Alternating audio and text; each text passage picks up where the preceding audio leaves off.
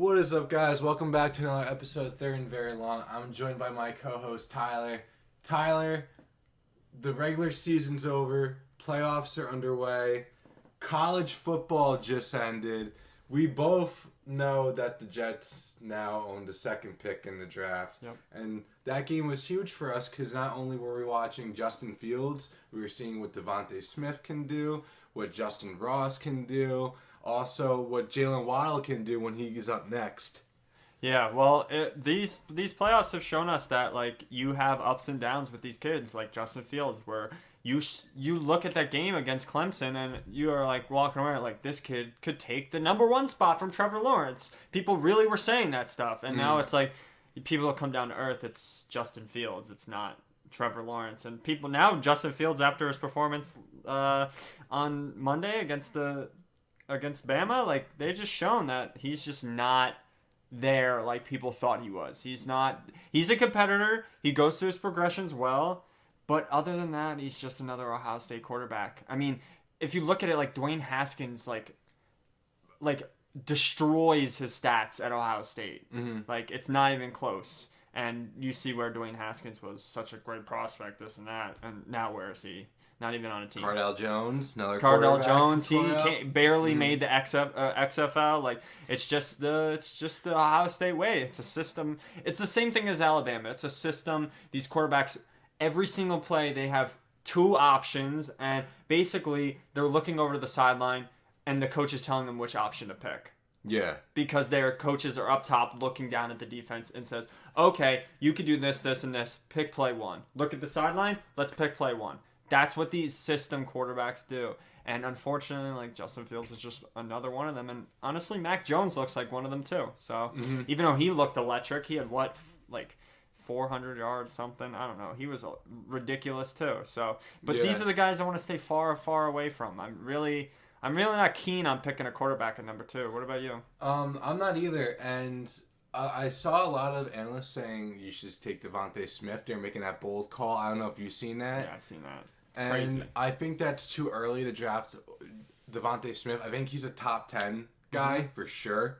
I think he won't make it past 15 latest if he I don't falls. think he'll make it past 10.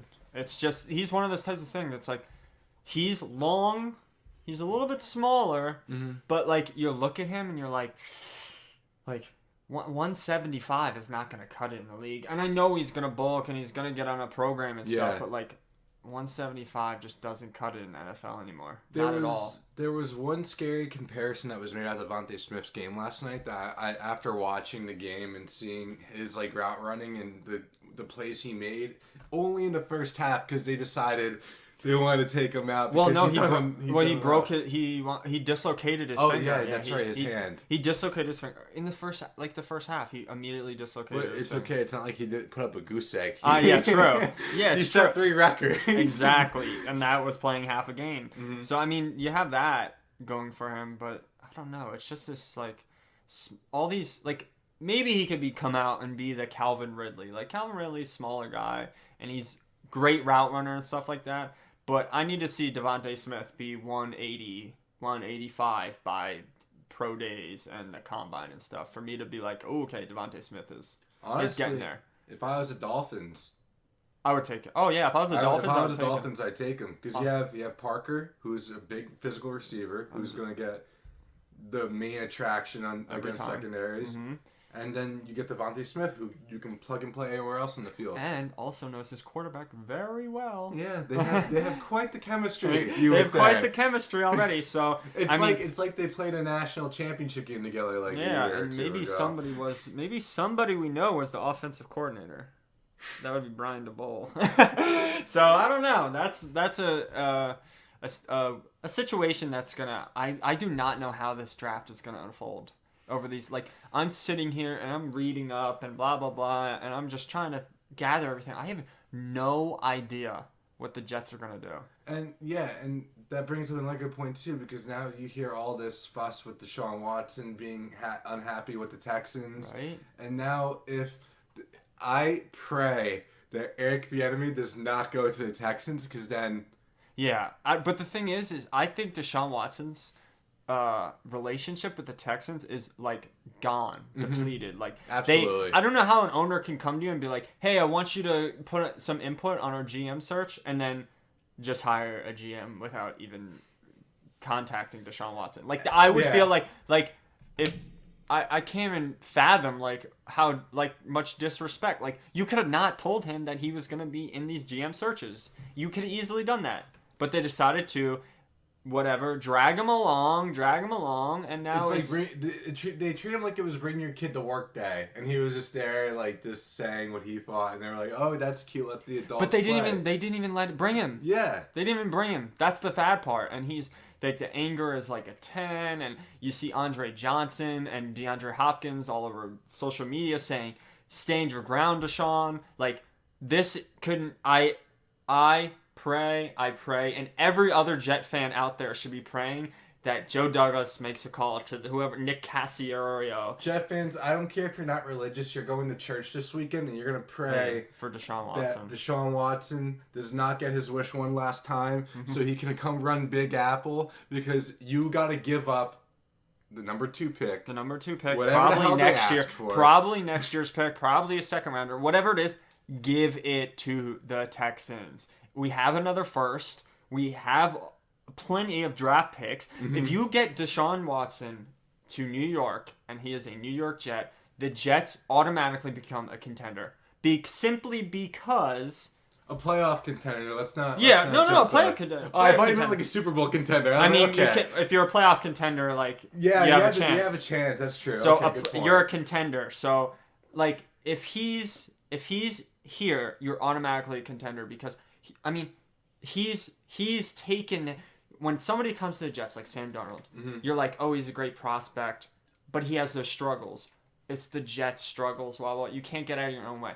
Deshaun Watson's shown that he has those same struggles with the Texans. Their organization is all over the place, blah, blah, blah. The same kind of dysfunctionality that the Jets have, he still shines. He was the best. He had the most yards in the league this year. And Will Fuller probably played like half the year. Like, I don't even know half his team. Like, his wide receivers are... He has Brandon Cooks. His brain is mush at this point. That dude's gone through so many concussions. It's the consistency of bisque. Yeah, exactly. So, I mean, this dude... Like, remember when we were talking about Sam Darnold and, like, I talk about, like, elite prospects and stuff. They show they're elite even when they're in terrible situations, right? Deshaun Watson has done that his entire career. He's been down in the dumps. Like, their best record was, like, 7-9 that one year? And, like, he's shown that he steps up and he is elite every time. The Jets...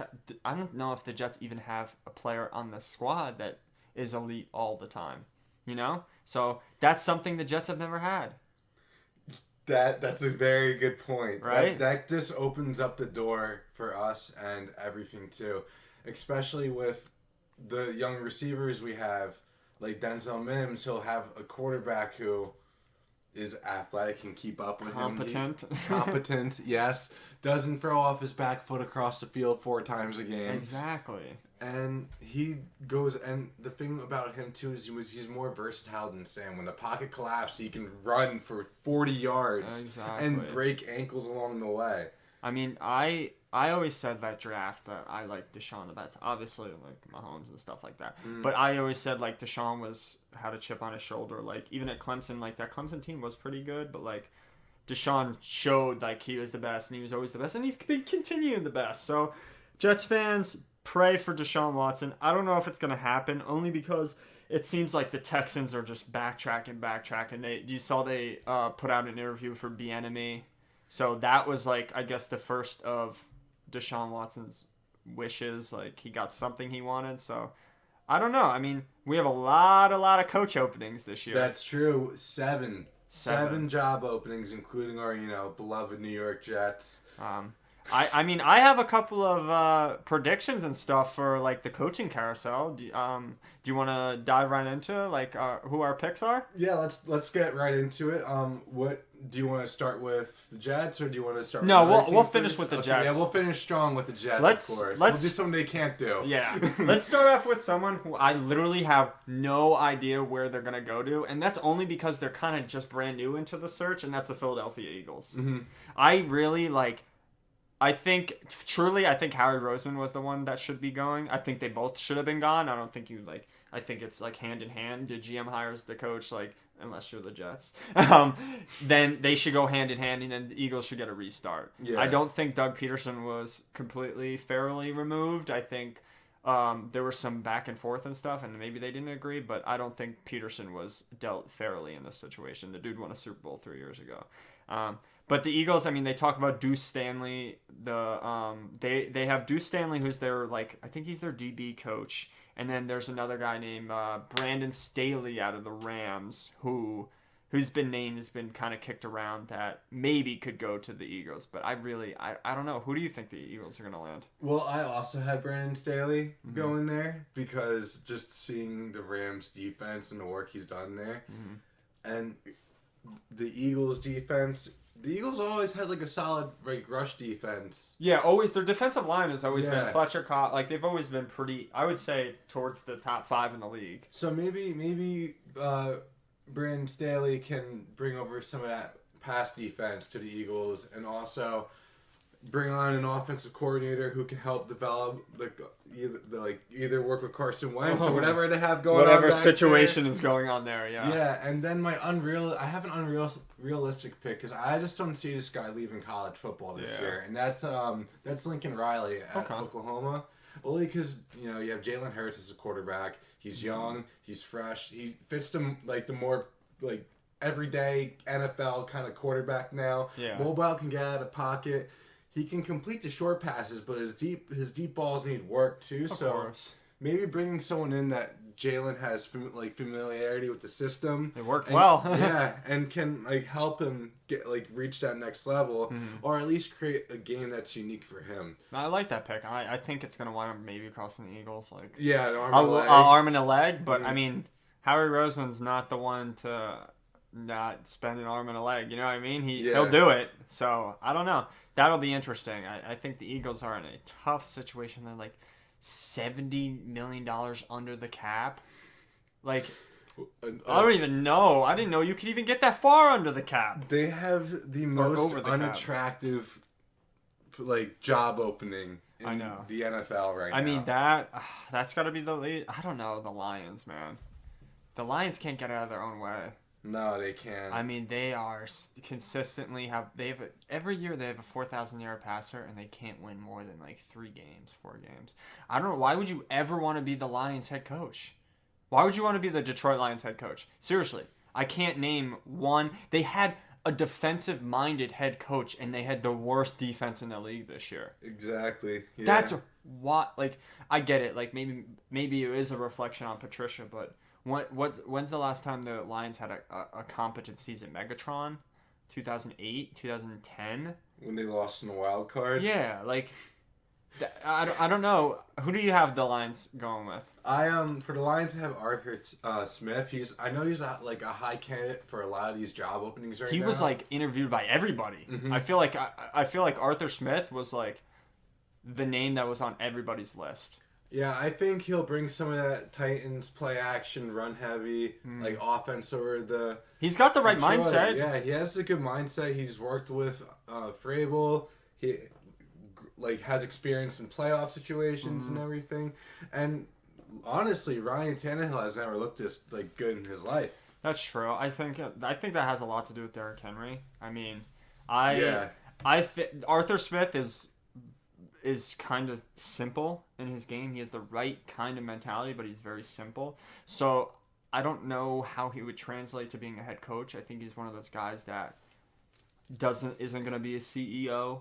He's going to be that offensive guru, and then you're going to find a defensive CD, saying like that, where it's he's not going to come in and be oh, let's take over the Lions, let's make the Lions. He's going to be like, oh, I'm going to make Matt Stafford throw 4,500 yards. You know what I'm saying? Like, so I don't know if Arthur Smith is, I mean, this is what I'm going through. When I'm thinking about the Jets, this is what I'm thinking of. I'm thinking about what these guys can do.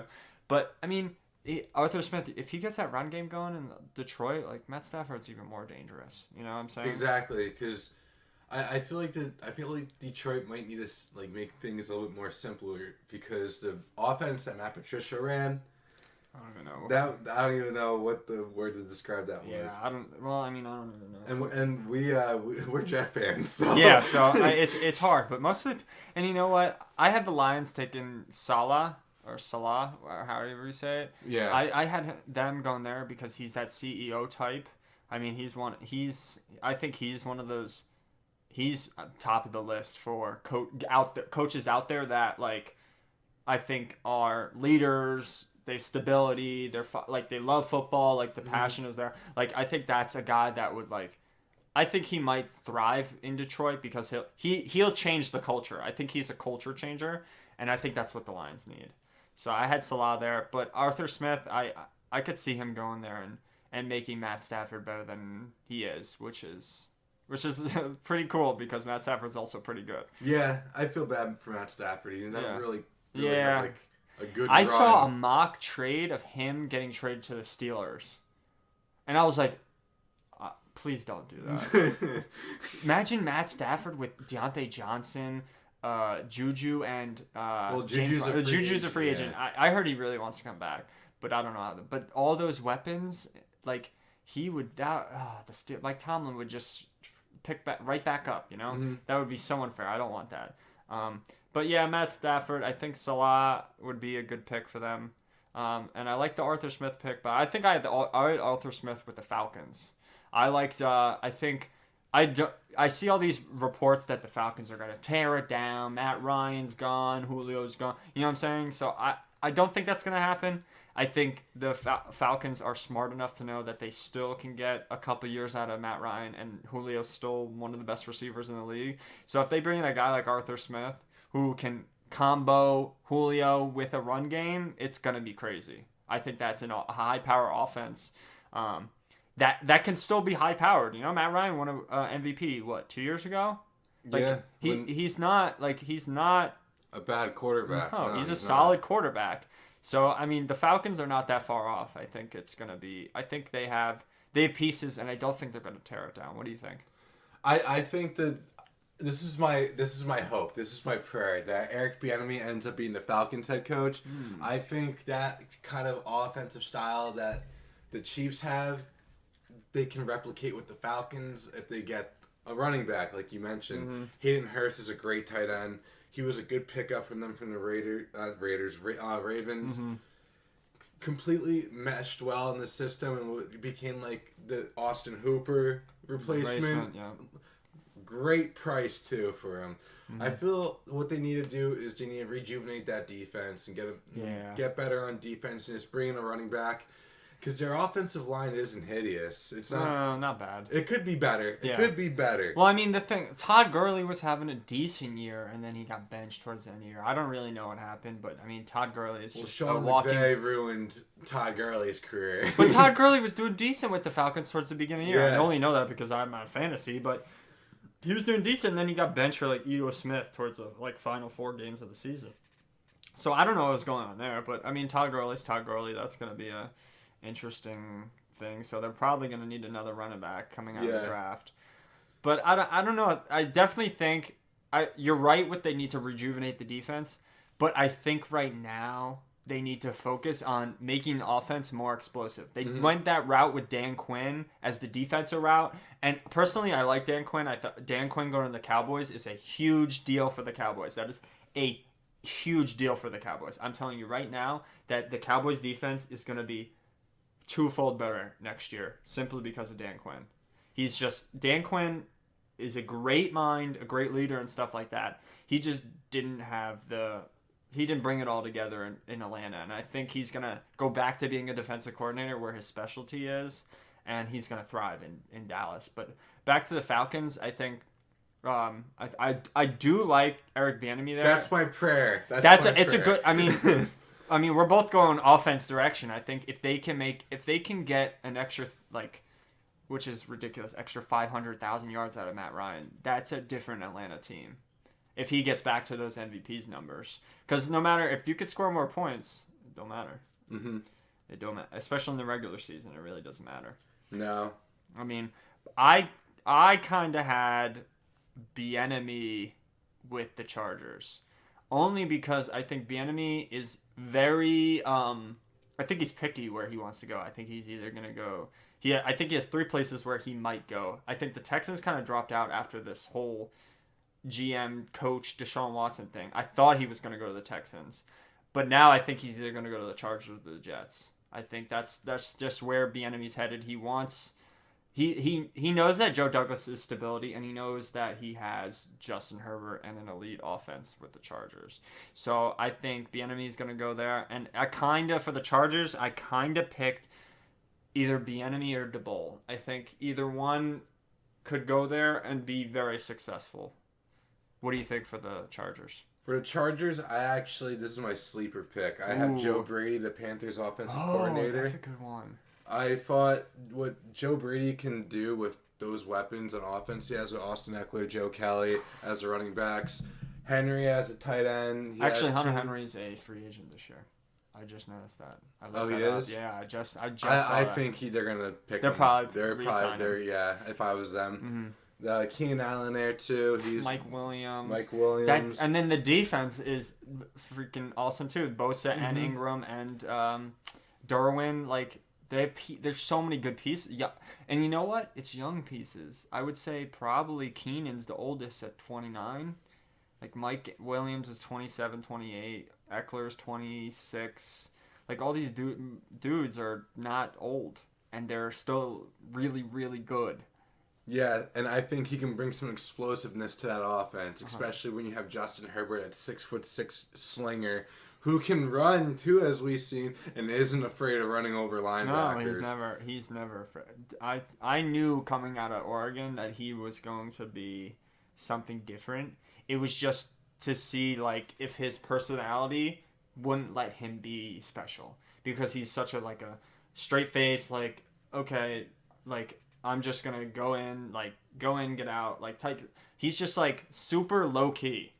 And I thought maybe that was going to hurt him in the NFL, and it's not. It's not even putting a dent in him at all. And I think the Chargers, whoever goes to the Chargers, is walking into a beautiful scene. Yeah. I'll tell you that. Yeah, best case scenario. If he brought in a good defensive coordinator, like maybe Aaron Glenn, the secondary coach for the Saints. Realistically, if you get any defensive coordinator in that was a prior head coach or something like that, that's a good hire. I mean, the defense has pieces. That's what we're talking about. The Falcons, who have 0 pieces on defense. Like, we're talking about one of the best pass rushers in the league, and Joey Bosa on defense. Like, that is any defensive coordinator, any of these guys that's a true guru is going to sit there and be like, I want to be your defensive coordinator. Please, bring me in. I'll be your defensive coordinator. Yeah, and the potential Derwin James has is insane. Yeah, it's insane. Like, he's been hurt, but we know what he's been. I mean, was he all-pro, like, 2 years ago? I'm pretty sure he was all-pro, like, his rookie year. It's ridiculous.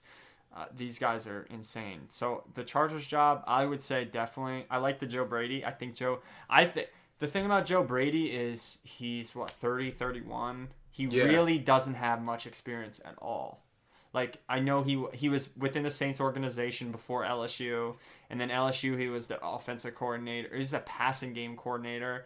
He was up in the booth, and then he came over to the Panthers as offensive coordinator. He was up in the booth. He didn't really like it halfway through the season. Came down to the field. And it was his first time ever being on the field coaching with a headset on. That's crazy to me. For me, I can't. At least for the Jets, I can't fathom that being the guy who turns it around, you know? Mm-hmm. So, but I love him. So much. I love his philosophy. I love his schemes and stuff like that. When it comes to offense side of the ball, I just don't think he's ready yet to be a head coach. That's a fair thing. I do agree with that. I feel like he needs to get more years under his belt before he makes that jump up, but when he is ready, I feel like he's gonna be the hottest name in the coaching career. Like Even like something like next year, if like say they do keep Teddy Bridgewater and he stays as offensive coordinator, and Teddy Bridgewater has a decently good year and 3 receivers go 1,000 yards again, like he'll be the first head coach for next year. Yeah. But right now people are like, especially the Chargers, you look at it, it's like Joe Brady, he's 30. Like, do you want this 30-year-old guy teaching this 23-year-old kid how to play football? I don't know if that's the right recipe. I mean, we haven't seen it yet, so it could be the right recipe, but at this point, it's not worth the risk. How old was Sean McVay when he was around 30? He was around 32, but McVay was in the NFL for 10 years. You know what I mean? Like, McVay was around the league for multiple years before he got the Rams job. Joe Brady's been around the league 1 year. You know what I mean? Yeah. So that's the type of timeline we're dealing with. But I think, and like you said, the Chargers are probably the best looking job right now. It's the most. I feel like it's the most all around like job opening that you don't have to do much rebuilding. Yeah, you could just step right in. Like additions. Mm-hmm. Like you bought a house that's this remodeled that got all these like brand new like things, and all you gotta do is just add some things. Maybe you need like a downstairs couch or like nothing a bigger special, TV, like an air fryer. Yeah, an air fryer. You need a corner, pots and pans, right? Like so that's what the Chargers need. Or something. Yeah, exactly. Yeah. So that's what the Chargers need, and any of these guys are gonna walk in and be a good fit for them. Who do you have? I mean, as we talk about the mess that's going on in Houston, what do you think they're gonna do? I'm hoping they go for David Culley. He's the Ravens' assistant head coach and wide receiver coach. Oh, okay. I feel like they kind of want to replicate what the Ravens have been doing on offense, and I feel like they only want to do that because they have so many fucking running backs in their locker room. Yeah, I don't even why they traded for David. Never mind. Bill O'Brien is just. That's another thing they didn't tell Deshaun Watson about either until he found out through Twitter. That's another thing he was mad about. Yeah, he said that was a 2. He was mad. The anger level was a 2, and now it's a 10. So like, what the heck does that mean? You trade your best player away from him, and that was only a 2. And now you're at an anger level of 10. Like, he's going to sit out. I think, like, at the end of the day, Deshaun Watson's made, what, $60 million in his career so far? Yeah. Maybe more. Like, he can sit out a season because he doesn't want to deal with this. And I don't blame him. But I think the Texans, if they were to change it around, they need a CEO-type guy. And I think Eberflus from the Colts, I think he's a CEO type guy. I watched his they put out a video of him doing like a practice, like he was mic'd up at a practice. And just the energy he brings is crazy. I think he's one of those, like Robert Salat is a CEO type guy. And that's what the Texans need. They need that CEO type guy that's going to be your coach. Remember, Bill O'Brien was the coach, the GM, this, that, blah, blah, blah, whatever the hell he was. You need someone to come in there and just coach. And Eberflus is that guy who's like, he turned around the Colts defense like that, and he's made Darius Leonard an all-pro. So that's the type of guy I think the Texans might need. I mean, at this point, they need everything. So I don't know. So that's a situation that this new guy, Nick Cassiero, has to deal with, which... Jets, trade Deshaun Watson, please. I hope. But I think that leaves just the Jags. The Jags, and then good old faithful. But ours, yeah. Obviously the Jets. For the Jaguars, obviously Urban Meyer, if he picks up the phone and takes the offer. All he has to do is say, okay. Yeah, but... if he doesn't want to come out of retirement and wants to relax, I think Doug Peterson might end up there. I mean, Doug Peterson. I think Jacksonville's and the Jets can honestly be this type of franchise too. Not gonna lie, to just look at Doug Peterson's resume with the Eagles, see the Super Bowl, see that they went from 7-9 to 13-3 then to 9-7, then to where they are now. Said okay. the GM could have done this all wrong by keeping the whole Super Bowl roster. Yeah. And not trying to upgrade the younger, faster, healthier players. Yeah. And jump on the bandwagon and being like, this guy is a head coach. Yeah. Philly's stupid. I could see Jacksonville being that kind of franchise. I think you might be right about the Doug Peterson thing. I think Urban Meyer, he has like a $12 million offer on the table, and Shad Khan is sitting in this yacht calling him every day, being like, "Are you gonna come or not?" And Urban's like, "I don't know. What's up?" So I don't know. It's a weird situation. The thing about Doug is, I like Doug. He won a Super Bowl, but like, Doug had one season over 500. What? And that's about it, right? Two, right? 2 seasons. That is 4. So 2 out of his 4 were over 500, and 2, I think both of them were with Frank Reich.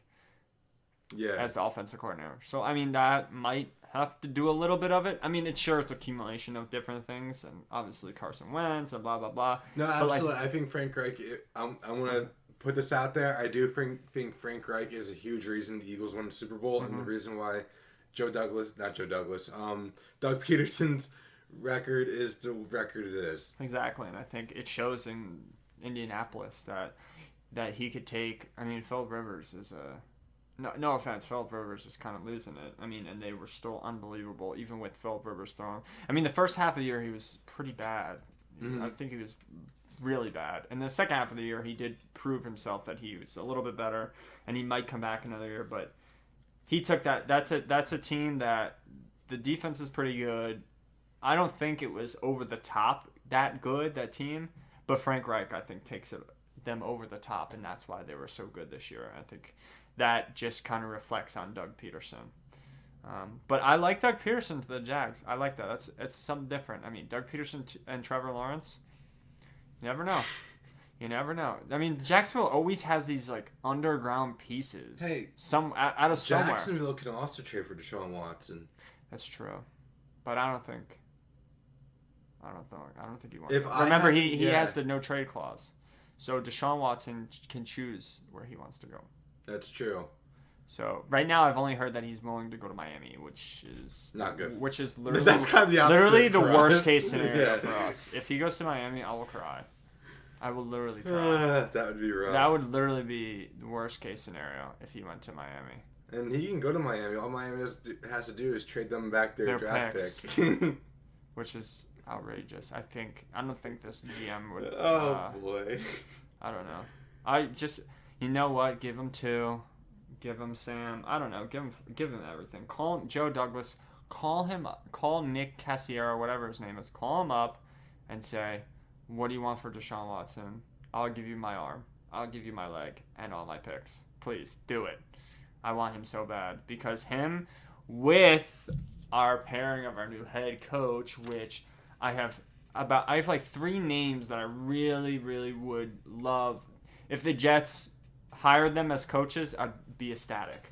I have like 3 names for that, and I think that we can be successful with these guys. Okay, I also have 3 names, but now after what I've been like thinking in my brain, I'm really sold on one in this perfect scenario that I'll get to after. Okay, cool. So I mean, for me, my concerns for the New York Jets and becoming their head coach is there's about 3 things I kind of like. I need this head coach to have. It's the leading ability. That CEO, like, I know they keep saying it, they want a CEO. They need a CEO. They need someone that's going to just be able to walk out on the field and he's going to be that guy that everyone relies on. We need someone to rely on. I'm sorry. It's like, I know it's like Joe Douglas, or we're relying on Joe Douglas. No, we need a guy on the field that we can trust that's going to make the right call at the right time. I think that's a huge thing. I think someone that can deal with the New York media, that's going to be the next big thing. I mean, you saw Adam Gase freaking geek out every single time he talked to the media. Like, he just couldn't handle it. And some people, I get it. I wouldn't be able to handle the New York media. There's tons of it. There's no way. There's no way. The media here is extraordinarily harder than media anywhere else in the world, just because there's so much of it and there's so much going around you. I'd love to watch the media interview me because it would just be the stupidest It would be ridiculous. ever. I'd be like, I don't know. Why did I not play? Why did I not do that play on that drive? Please.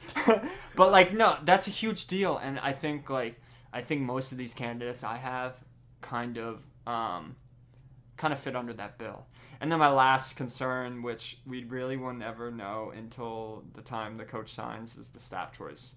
I think if we do get that CEO or we do get that head coach, Joe Douglas and Chris Johnson both said it, we want someone to be the head coach. Not an offensive guru, not a defensive guru, we want someone to be the head coach. Like, even if you are an offensive guru, like, I think, like, Bieniemy or DeBoll can come in and be that CEO type guy.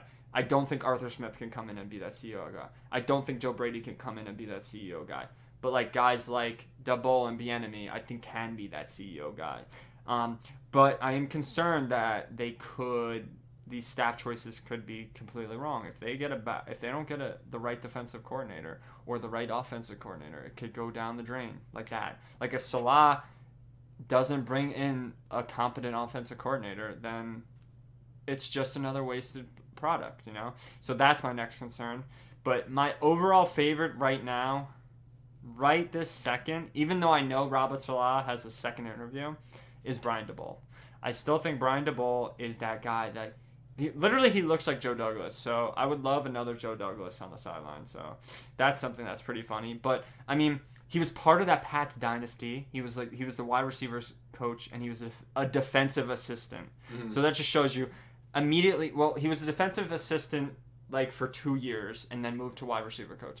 So he was literally neck and neck with Bill Belichick while they were starting this dynasty. And then after that, he went to Bama. He was able to. This is the thing that people don't realize. When he was the offensive coordinator in 2017, when they won the national championship. Do you remember what happened towards the end of in the national championship game? No, I don't. That's when Tua Tagovailoa came in and won that national championship game. So Jalen Hurts was the quarterback the entire year, and then Jalen Hurts came in and he wound up winning the college championships and stuff. So he was able to take a program with Jalen Hurts and then completely revolutionize the offense and make it work for Tua. That's crazy. You could never. How are you gonna have two quarterbacks like basically dominating your system both ways? So he's like super adaptive and stuff like that. And you see what he's made Josh Allen this year. Like Josh Allen is like up there with Mahomes this year and Aaron Rodgers. Like he was up there for MVP stuff, and he deserved it. That kid was a baller this year. He did nothing but ball. And I mean, what I credit it to is, DeBoll was there last year and the year before, right? Mm-hmm. Why was Josh Allen's production kind of down still, right? Because Josh Allen was still an interception machine last year and the year before. Like he still was not that good. Like this is the year that Josh Allen made the jump. But why? Stephon Diggs. Once you get an elite receiver in there, it's night and day. Yeah. That's why, I'm still pissed the Jets never even made an attempt to get DeAndre Hopkins, because I guarantee that makes Sam Darnold a much better. We don't have a question about the quarterback this year if we have DeAndre. We could have done the same exact trade, just with Bell too. Yeah, 100%. So that I do have some questions with, and I think DeBoll, if he comes in, he's gonna know what to do. That's the thing. He has the recipe for success. He had the recipe for success with the Pats, and he had the recipe, and he knows what to do with Josh Allen. And I'm sorry, Josh Allen and Sam Darnold are pretty similar quarterbacks. Whether you think so, whether you like it or not, they're very similar style quarterbacks. I know Josh Allen can run the ball a little bit better. Sam Darnold has shown he can run the ball very well, so that doesn't surprise me. So he could take something like that and. He could make something out of this. I think he's one of those guys that he's an offensive guru, but he could be that CEO guy. Who's your top pick so far? Well, my top pick is Brian DeBoll. Oh, cool. We're on the same page. Let's go. But the conspiracy I have is about different candidate I have. Mm-hmm. My second one, you're gonna start laughing. I have Dan Mullen. He's the best CEO style head coach in college right now that's left because Campbell is going back to Iowa State. Yeah, Campbell declined and Fitzgerald declined. Mm-hmm. They don't want either of them. Yeah, I think Dan Mullen's going to decline too. That's why I'm not. No, Dan Mullen. I thought we already had an interview with Dan Mullen. Or maybe we had a we conversation. were going to, but something happened. I don't know. I can't remember what exactly. I remember something happened. You're right. I forgot what happened too. But he's been on like a position coach for every part of the offense since 2003 when he started coaching. Worked with Alex Smith, Dak Prescott, Tim Tebow, Kyle Trask, who's was a Heisman candidate this year, and 2 years ago he was a redshirt that. I didn't even know who it was. Yeah. I thought Felipe Franks was the answer, but no, Kyle Trask was. Oh my God, Felipe Franks! I can't believe you brought that name up. That's interesting. But yeah, so just to see what he did with those quarterbacks and the kind of offense he brought to Florida. Before he came to Florida as our head coach, our offense was kind of like going downhill. We weren't really ranked that much anymore. It was kind of like You were almost a defensive school. And now, now we're an all-around school. Looking at, and Florida's always had a good defense, but like we always produce pretty good defensive players. Yeah. And now seeing what Dan Mullen's able to do, he's brought back that energy, man. That Florida, like not the Tebow energy, but like. That Urban Meyer energy that was there around Florida. That's because he spent most of his career coaching under him. Exactly. So that's also a good coaching tree to be part of in college, at least. In college, yeah. Urban. I mean, not to take anything away from Urban Meyer. He's a great coach. He's a great people. No, but NFL and college are two different things, which I understand. It's tough because I mean, when you're a college coach and you're Urban Meyer, you're kind of telling everybody what to do. It's like, it's my way and that's it. In the NFL, it's not like that. It's. I mean, you see it a lot in the NBA. Like you see these guys like Kyrie. Oh, I'm just gonna sit out personal reasons. Like, it's the same thing in the NFL. Antonio Brown. I don't want to be on the Raiders anymore. I'm gonna throw a fit. You know what I'm saying? Yeah. So you can't. It's not like that.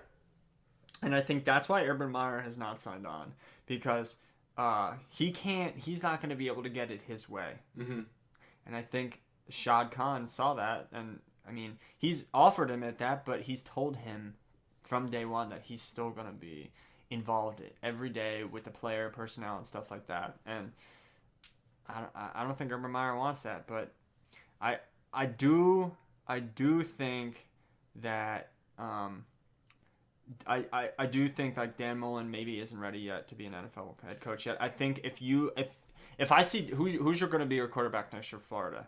If I know that dude's name by the end of the year and he's another Heisman candidate like that, which I could see Dan Mullen running it back. I don't know who the quarterback is going to be. No, that's the point. But I think Dan Mullen is the type of guy that he can take that guy like Trask and make him great, you know. And I think next year, if he does that again, he'll be right in the. I think it's the same situation as Joe Brady. Dan Mullen was great this year, right? Yeah. You need another year of great Dan Mullen to be like, okay, I want to bring that guy into my building to see what to pick his brain at, you know. So I think I like that pick. I just don't. I don't think it's ready yet. I think the rest of the league kind of showed that. So let me get to my unpopular opinion. Okay. And there's a conspiracy behind this one. Okay. It starts Super Bowl. Okay. Chiefs, insert NFC team. Packers probably. Chiefs win. Bieniemy decides to stay or go to the Falcons. Okay. Texans don't end up with Bieniemy. Dolphins don't trade for Deshaun Watson. Jets reach out to Deshaun Watson, make a trade. New head coach. Saleh, defensive coordinator, because Bieniemy is not in Houston, or if we want him to stay with the Chiefs and run it back again if the Chiefs win, because if he stays with the Chiefs, Kafka, the quarterback coach, is up for promotion somewhere else. True. Ties with Saleh, Kafka and Saleh are boys, so either Kafka or Mike LaFleur, the passing coordinator from the 49ers, whose older brother is coaching up in Green Bay, is going to follow him.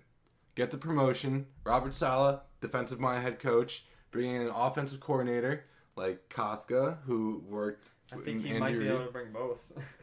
If he can bring both in and have Deshaun Watson Keep your defensive coordinator. Who is our replacement for Greg Williams? Frank Bush. Keep Frank Bush. He has rapport with the players. The players know him. The players are comfortable around him. They did a hell of a good job when he took over for Greg Williams. Hell yeah. With Robert Saleh and him, and then have these two offensive-minded guys. If you could bring both on, that'd be crazy. That is the best case scenario. I think you're great. That is my conspiracy. Honestly, I don't think you're so far off. Either way, I think you might be correct. Mm-hmm. But we might not get Deshaun. I think that might be the biggest problem is trying to get Deshaun. Yeah. I think Salah, I haven't heard anything, but Salah, he came in for a second interview and stuff like that. So if the Jets hired Salah today, I'd be like, I'm golden. Go. Let's go. Who are your coordinators? Let's go. Let's get this thing going. Let's get. I guarantee you'd see tweets from Quinny Williams, from Big Ticket, from all these people that'd be like, "Let's go." Mm-hmm. Salah makes the Jets an attractive place. Brings to go. a whole new culture. Brings a culture personality blends with New York. You see him on the sideline; he's huge. If a defensive tackle goes down, he'll put on a uniform and go in. That's how huge this guy is. He's one of those guys that he is always being pulled back from the sideline. He needs a guy that is literally the quality control guy, is literally grabbing his shirt saying, "Get back." That's what you want. That's fire attitude. Players react to that. You saw the 49ers. I think I saw a stat. It was Nick Bosa, DeForest Buckner, Richard Sherman, two more star defensive players on that team. He got a combined 9 games out of them combined this year. And they're still top 15 in defense. What? Each week they were, hey, you want to go? Defensive line? Go ahead. They were throwing random players. They were throwing random players left and right. And so to get players to play for you is what it's all about. Guys that will go out there and literally put their life on the line for it. I talked about this early in the podcast when the Jets were down in the dumps and all these guys were hurt. All these wide receivers were oh, the Jets 3 wide receivers have never been together. Why would they go out there and play? Why would they risk themselves getting hurt for Adam Gase? They don't want to do that. People will do that for Salah. If you have a hamstring, I made this comparison. Devontae Parker pulled his hamstring, but he kind of played. He just worked through it the entire year for Brian Flores because he trusted Brian Flores and he wanted to go out there and work for Brian Flores and be better. Mm-hmm. Nobody wanted to do that for Adam Gase. People will want to do that for Salah, and I think that's one of the. Marcus May will become one of the best safeties in the league easily. He takes players, gets the best out of every player, and that's all you can ask for from a head any coach. Not even a head coach, any coach. And even if they decide, forget Deshaun Watson, we're gonna go with Sam. We'll just build around them. Sam's our guy. Mm-hmm. I really don't think the Steelers are gonna re-sign Juju. I really don't. I feel like he's gonna be too much money, and the Steelers' wide receiver depth chart is packed of talent. True. They'll draft another random receiver in the 3rd round this year. Is this you saying that you want Juju Smith-Schuster? This is another thing that leads me to think that Juju Smith-Schuster will be a free agent, and I think maybe relinking him with Sam Darnold might help build Sam's confidence if you do go forward with him as the quarterback. Him and Juju played at college together. True. Sam's the reason why Juju was a 1st-round pick. That's true. No, 100%. You're right. They're boys. I think Juju's going to want a lot of money. Mm-hmm. And I don't think Juju can handle the New York media. I don't think he'll be able to handle the market.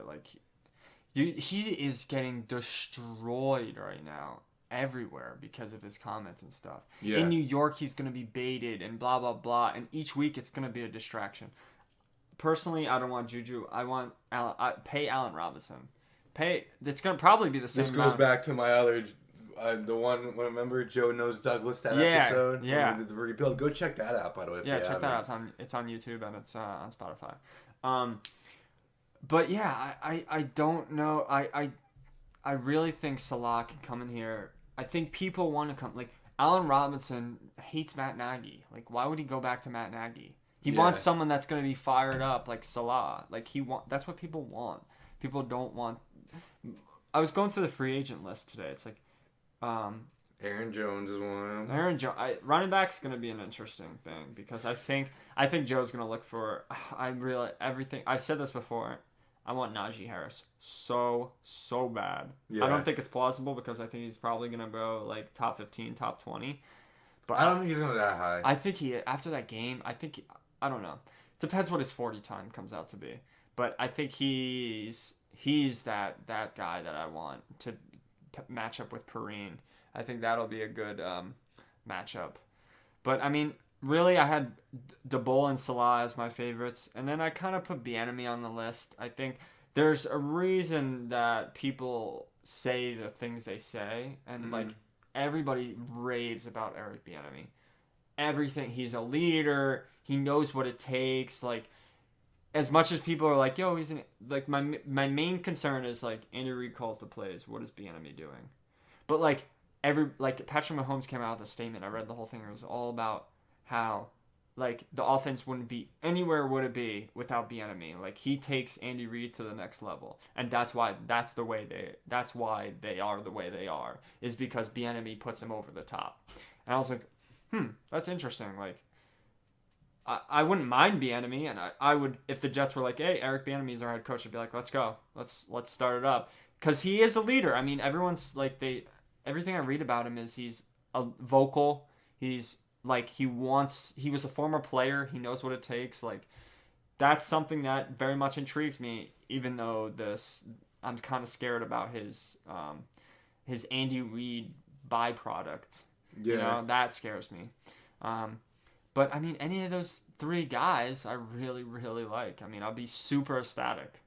Bieniemy, I don't think this job's that appealing to him because he is 58. No. And I feel like he wants a team that's closer. He's 58? Yeah. I didn't think he was that old. Yeah, he looks up young. There. Yeah, he does look young. But I think he wants a team that's more ready to compete. Oh, wow. The Seahawks parted ways with Brian Schottenheimer. Interesting. Yeah, that is interesting. Offensive coordinator. Remember he was the Jets offensive coordinator for Rex Ryan? Yeah. Mark Sanchez, baby. Yeah, Mark Sanchez has a lot to say lately about Sam Darnold and stuff. I mean, everybody has a lot to say. I mean, there's so much, like, hopefully in a month from now, we're like, okay, I know where the Jets are going. You know, I hope there's some sort of direction. I mean, obviously, once we get a coach, there's going to be some sort of direction. But, like, I really have no idea what we're going to do. And you know what? I was talking to my one of my coworkers is a Lions fan. And I was like, hey, like, who do you want to be your GM? Who do you head coach? And he went, I don't care. He's like, at this point, like, no matter what, even if I say I really want this guy, I really want this guy, it doesn't matter because I'm probably going to be let down anyway. And I was like, okay, that's a weird way to think about it. I get it. I get it, but it's an interesting way to think about it.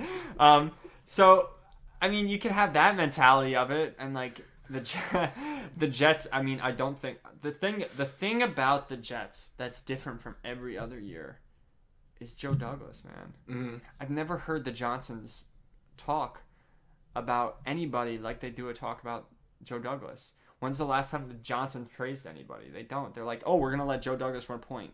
Woody Johnson had to run point on the UK ambassador. You know what I mean? So, like, he has to run point on everything, and he's successful, and that's why he's successful. He's a good leader. And Chris, like, I don't know, Chris, we're still writing the book on Chris. So I definitely give Chris, like, this dude was kind of low-key thrown into being an owner of a football team. His brother was like, see, I'm going to the UK. Here's the Jets. Here's the mess of the Jets. And now he's trying to, like, just put it all together, you know? Like, yeah.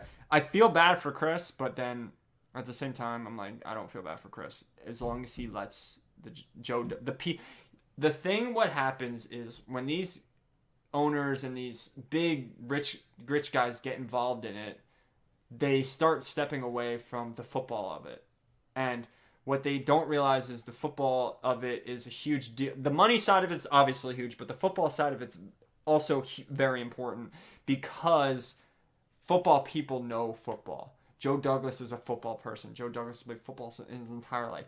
I don't think Chris Johnson's played flag football. You know what I'm saying? So, like, these are the types of guys that, like, now that Chris Johnson's saying, I'm going to let Joe Douglas run point, that makes me happy because these are the type of guys that they run point on everything. And now they're kind of taking a step back and letting the football guy run point. Yeah. But to what we heard, what they said, we don't know if that's going to happen, knowing the Johnsons, they're all over the place. But it seems to me like they're letting Joe Douglas do his thing. And that's the one glimmer of hope we have as New York Jets fans. Yep, and that's the only hope we can have going forward. But I think we have talked about what we think is the right direction. Yeah, 100%. I mean, I think if you get... I mean, we both basically have the same 3 that we kind of want. I mean, there's no one I really... Besides, like, who'd we interview? We interviewed, like, Marvin Lewis. I would probably be disappointed. I'm not going to lie. I would be too. Aaron Glenn, I'm not really... I mean, he would really... If Aaron Glenn is the hire, that's simply because he blew Joe Douglas out of the water. You know what I mean? Oh, breaking news. Chuck retired. I'm gonna butcher his last name. Pagano?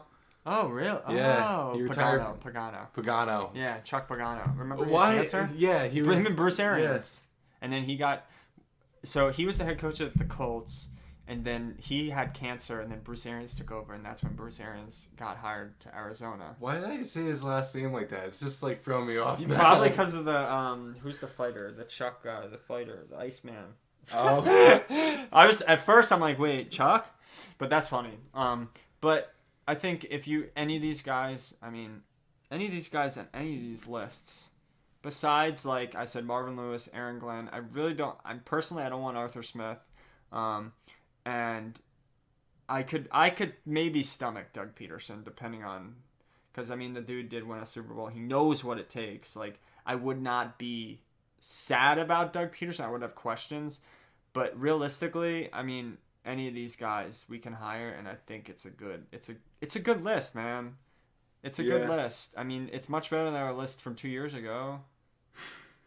Our list from 2 years ago was Adam Gase, Mike McCarthy, and maybe Bieniemy again. You know, like our list was piss poor. But it should have been Bieniemy. It should have been Bieniemy. I know, but actually at the time, Bieniemy. Yeah. I don't think Bieniemy would have even accepted. No, I don't think he would have either. So I mean, the list is already better. Like these dudes have some pedigree behind them, and I think once you break it down, they're all gonna be like. I think they can all be good head coaches. I think when it comes to what the Jets want, I think Salah is the best choice for what I'm hearing is Joe Douglas over and over and over again. I want a CEO. I want no guru. I don't want this. I want this. I want the head honcho. And I think Salah fits that the best. I mean, Bieniemy, offensive guy, DeBoll, an offensive guy. But, I mean, they can be that CEO guy, but Salah is that CEO guy.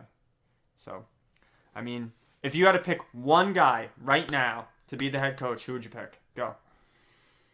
Richard Krennigan. Please. No, that'd be awful. I couldn't even coach a Pee Wee football team. Robert Saleh. I think I'm gonna agree with you. I think I would pick Saleh. I'm only thinking of the idea I have in my head, and now I'm like really sold on it. Yeah, I know. I'm really sold on it too, and the fact that they're bringing him in again, like I did not think they were gonna be so quick to bring guys in again. It's because the Eagles want them like badly. The Eagles, that's a mess. I don't think the Eagles are gonna.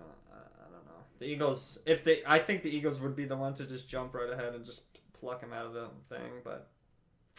I don't know. I think the Eagles, if the Eagles are smart, they'll do a thorough search for a head coach. And they have to figure out what they want to... They're in a similar situation with the Jets. They're in a much better situation because they've shown that Jalen Hurts can play football really well. Mm-hmm. But when they're sitting these guys down, they're going to have to be like, what is your projection for Sam Darnold? What is your projection for number 2 pick? Like, where do you want to go with this?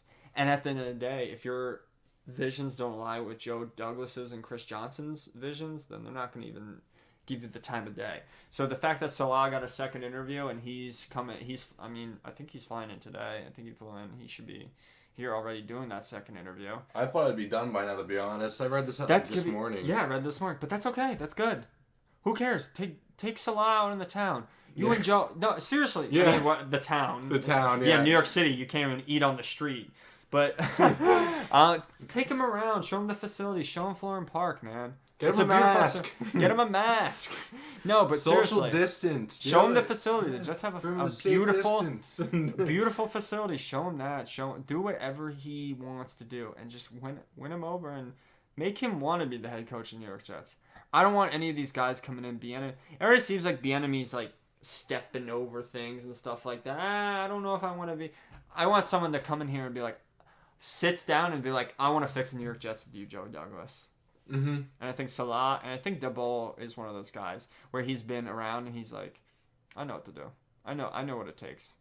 So either one of those guys I'd be ecstatic for. We'll see. Yeah, let us know what you guys think on Twitter. Yeah, maybe I'll put up a poll maybe this weekend and we'll put out the 3 head coaches we had, or maybe 4. Don't put Dan Mullen on there. Don't put Dan Mullen. Maybe we'll throw Doug Peterson / Dan Mullen. But yeah, we'll put out a poll this weekend. Let us know. Our Twitter is @3rd_very long. Let us know. We're gonna be putting our episodes on YouTube. I've been pumping them out like crazy. We are caught up now. They're all uploaded now. So by the time this airs, you should be able to catch all our old episodes on our YouTube. Mm-hmm. And, I mean, look forward. Hey, Jets, it's your time to relax. I know it's going to be a shaky next couple months because you have no idea what's going on. But this is your time to relax. Look into these guys. Look into these coaches. See where they're... I mean, the thing that I love what Joe Douglas is doing right now is he's picking apart every single person he brings in the interview. Yeah. He should interview every single person because why shouldn't he know? Okay, he brings in Brian DeBoll into an interview. He asked him, "What's your success? Why are you so successful with Josh Allen this year?" Boom, boom, boom. You get some answers. You bring a Bieniemy. Why should I bring you in, even though you're an Andy Reid disciple? Like, why should I bring you in and think you're going to be the head coach? Boom, boom, boom. He tells you why, and then immediately can go against other interviews and stuff. I mean, it only works out for the better, and I think Joe Douglas is doing the right way. I'm kind of glad that I as much as I wanted Salah, Salah would be the head coach today. There was reports that they won't let him leave the building, whatever, this and that. Like, I'm kind of glad Joe Douglas is doing his due diligence. You know, yeah. Everybody should do their due diligence on everyone. It's a real life job. You don't just interview one person and go, okay, you have experience on your resume. You match. You have this experience doing this, and this. All right, here's the job. Mm-hmm. You listen to all the candidates because if you just choose one, you can find something better from the next guy or the guy after that. Yeah. Like, why stop short unless you know, like, one you're like that your top choice after interviewing 6 guys is about to get another offer. Then, hey, I say keep interviewing. Yeah, keep going. I mean, this is cast a bigger net. Yeah, literally, that's it. I mean. The Jets have gotten things wrong time and time again, so let's look in every single corner to get it right. You know, so I think we're going in the right direction. I mean, by the time we have our next podcast, we'll be probably evaluating one of these guys in depth. Yeah. So I'm looking forward to it. Yeah, and I hope you guys enjoyed this episode of Third and Very Long. This is by far our longest episode we've ever done. You know what? Just like Joe Douglas is doing his due diligence, we are too. Yep, you get to hear our unpopular opinion. Listen, your unpopular opinion is actually quite popular. It might be a popular opinion. So, I mean, thank you guys. And we'll see you guys next time. Yeah, remember to check us out on Twitter @3rd_very long. And you can also check out our YouTube, which is Third and the symbol and very long. And yeah, we'll see you guys next time. Take care and have a safe off season. Yep.